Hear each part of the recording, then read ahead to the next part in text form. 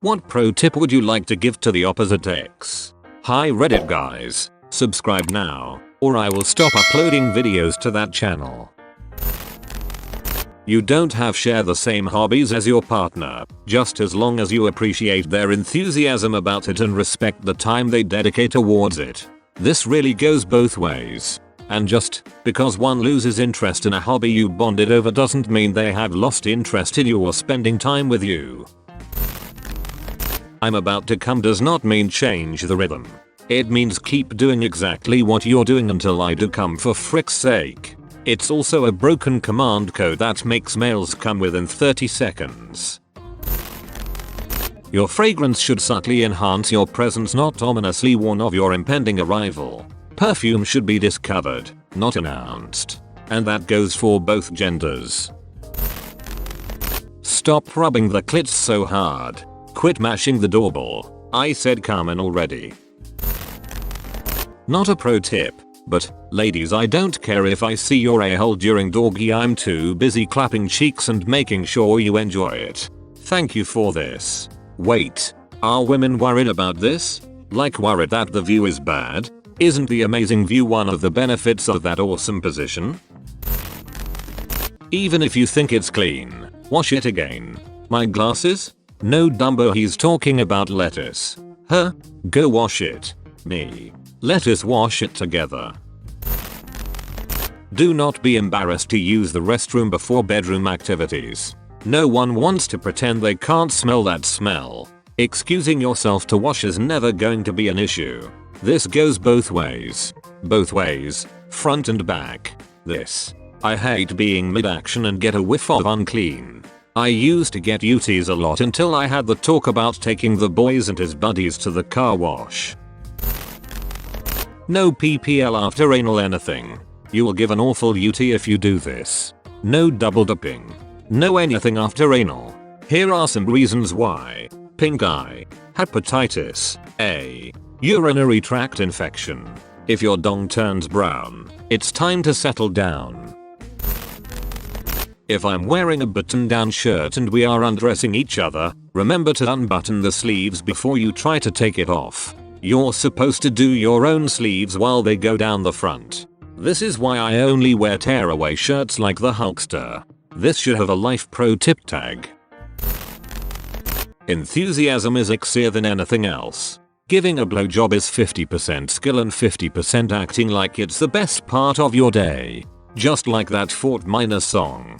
5% pleasure, 50% pain. Let's go murder someone today. Be active. I don't want to frick someone who's just laying there. So remember, kids, necrophilia isn't just boring. It's also a crime. Please don't finger girls like you're digging for change. And cut your fingernails.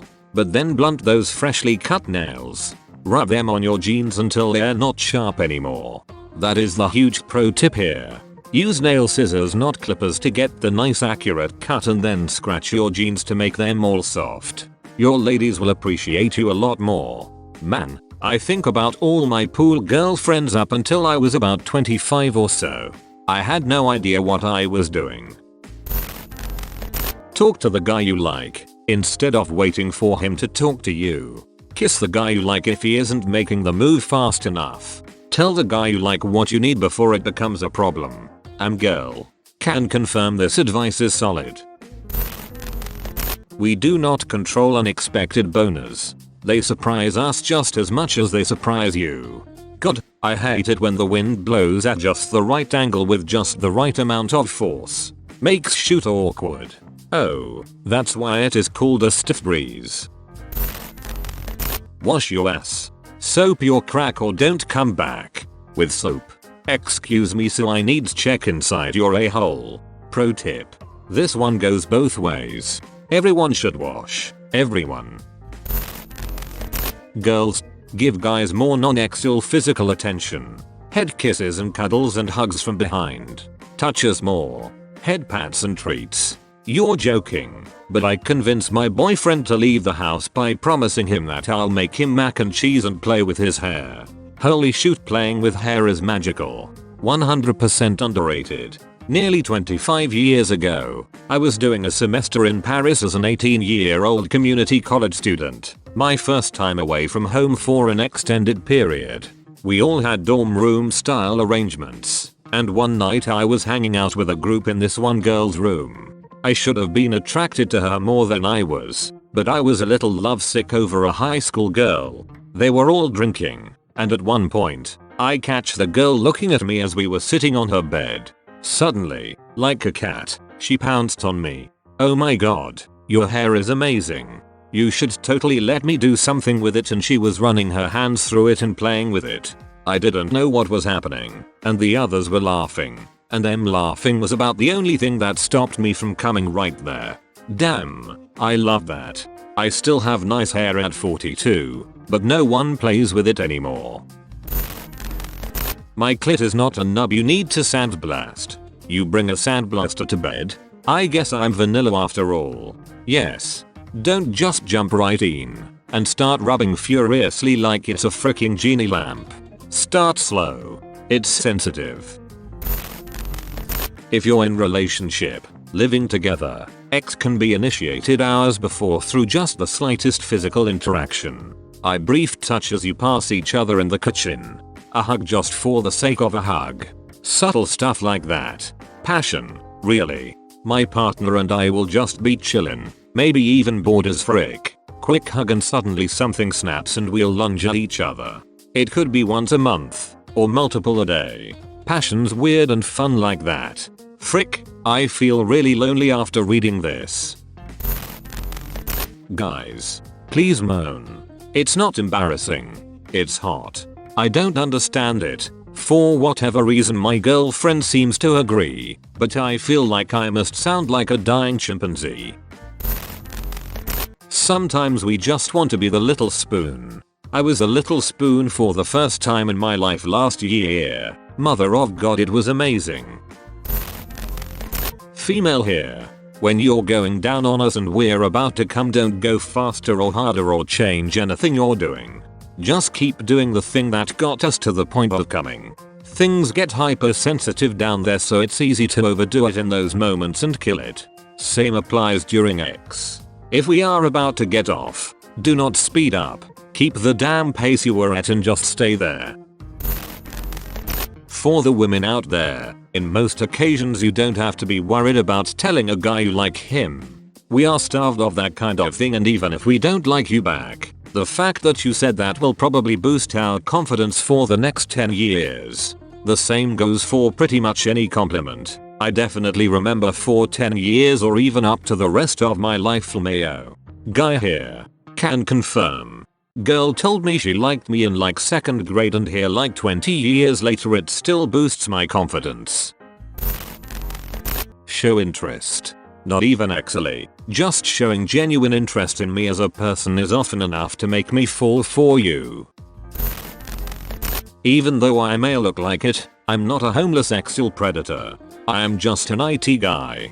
Jake from State Farm. This applies to both exes. Don't play games. Be honest about your intentions with whoever you're with.